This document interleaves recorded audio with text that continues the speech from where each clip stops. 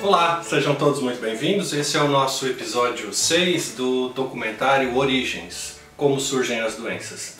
Hoje nós procuramos enfocar um pouquinho com vocês sobre disfunção celular.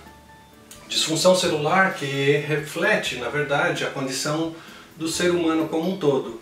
Quando nós pensamos em ser humano ou no homem como um todo, nós sempre lembramos que ele é constituído basicamente de corpo, de espírito e de mente. Esses três elementos fazem com que o ser humano tenha uma característica de humanidade e tenha a interação entre esses sistemas através da relação que esse homem tem com o seu meio ambiente, seja esse meio ambiente externo ou o meio ambiente interno. Ambos, externos e internos, eles causam modificações fisiológicas e funcionais nas nossas células e que dão origem normalmente às doenças. E quando a gente analisa o ser humano como um todo, nós dividimos esse ser humano normalmente nos seus respectivos sistemas. Sistemas que são um conjunto de órgãos que atuam sinergisticamente dentro de uma organização funcional para a manutenção da saúde do ser humano. E quando nós analisamos esses órgãos especificamente, nós identificamos que eles são formados a partir de tecidos.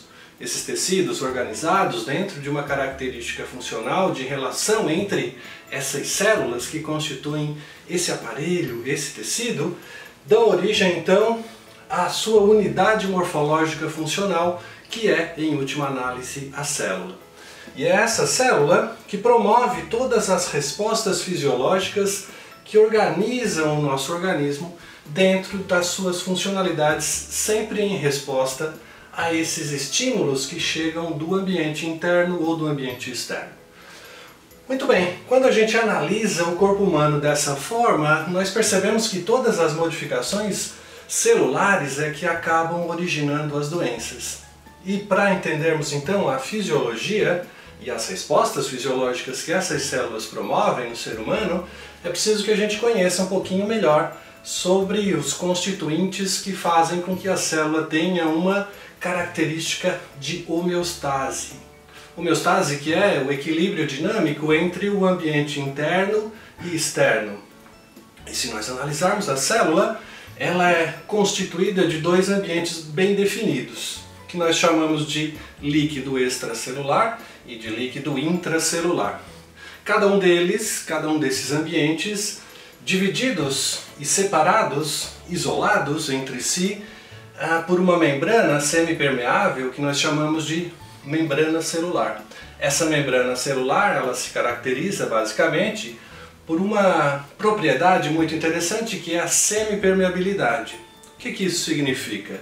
Que os ambientes interno e externo se comunicam através de determinados mecanismos relacionados normalmente a canais iônicos. Então, se nós analisarmos as diferenças eletrolíticas entre os dois ambientes, interno e externo, nós vamos perceber que existe uma modificação funcional muito clara entre esses dois ambientes. Por exemplo, nós temos grandes concentrações de cálcio externo à célula e pequenas concentrações de cálcio livre no interior da célula.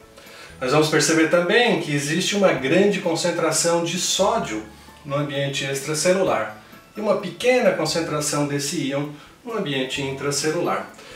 Nós vamos perceber que existe uma grande concentração de íons cloreto no ambiente extracelular e uma pequena concentração de íons cloreto no ambiente intracelular.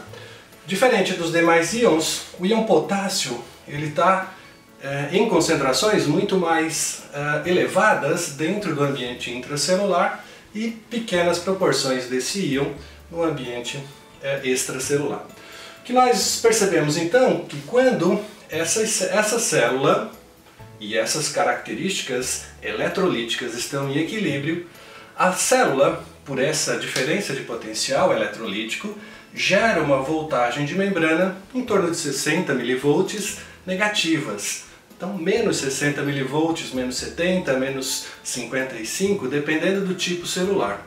O fato é que todas as nossas células, que constituem os tecidos, que dão origem aos órgãos, que estão organizados em sistemas, elas apresentam um grau de voltagem que a mantém estável e funcional.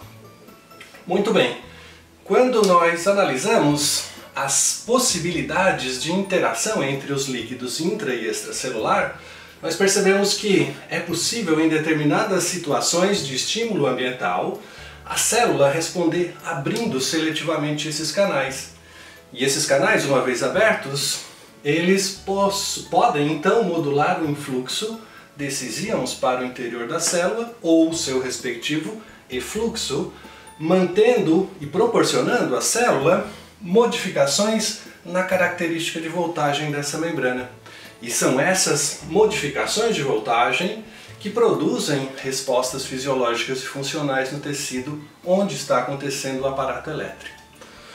Muito bem, se analisarmos então a possibilidade de abrirmos seletivamente canais de sódio, nós vamos perceber que essa voltagem de membrana ela está positiva, vai aumentando então o grau ou a quantidade de eletrólitos e a carga elétrica positiva, despolarizando a membrana, levando-a mais próximo ao 0 mV e além dele, e aí com isso gerando eventos que nós chamamos de despolarização.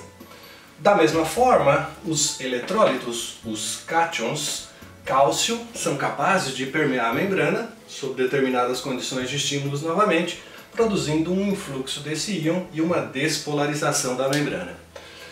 Diferente dos íons dos dois primeiros, cloreto, e o cloreto quando entra, ele leva consigo cargas negativas, levando o potencial para voltagens ainda mais negativas, e a saída de potássio, da mesma forma, altera o perfil eletrolítico e elétrico da célula para condições ainda mais negativas. Muito bem, e se essa voltagem negativa nós chamamos então de hiperpolarização. Despolarização e hiperpolarização são antagônicas entre si e promovem nas células modificações funcionais distintas. Por exemplo, quando analisamos um músculo sob condições de despolarização, nós sempre vamos encontrar mecanismos de contração dessa fibra muscular, levando então a uma condição fisiológica de alteração da característica da célula. Quando nós analisamos a mesma célula sob condições de hiperpolarização, nós percebemos que há um relaxamento dessa fibra muscular, levando então a alteração funcional fisiológica nessa célula muscular. Se analisarmos também outros tipos celulares, como por exemplo neurônios e glândulas, a resposta é muito similar, sendo que a despolarização em neurônio causa um aumento da transmissão excitatória e uma hiperpolarização neuronal leva a uma redução da transmissão excitatória. Quando analisarmos uma glândula, por exemplo, uma célula beta-pancreática, nós vamos perceber que a despolarização leva ao aumento da característica de secreção dessa glândula e uma hiperpolarização leva a uma redução da secreção glandular. O fato é que, quando nós analisamos a característica eletrolítica dessas células, nós percebemos que, na grande maioria das vezes, os estados de saúde estão relacionados ao equilíbrio dinâmico e à homeostasia dessa célula.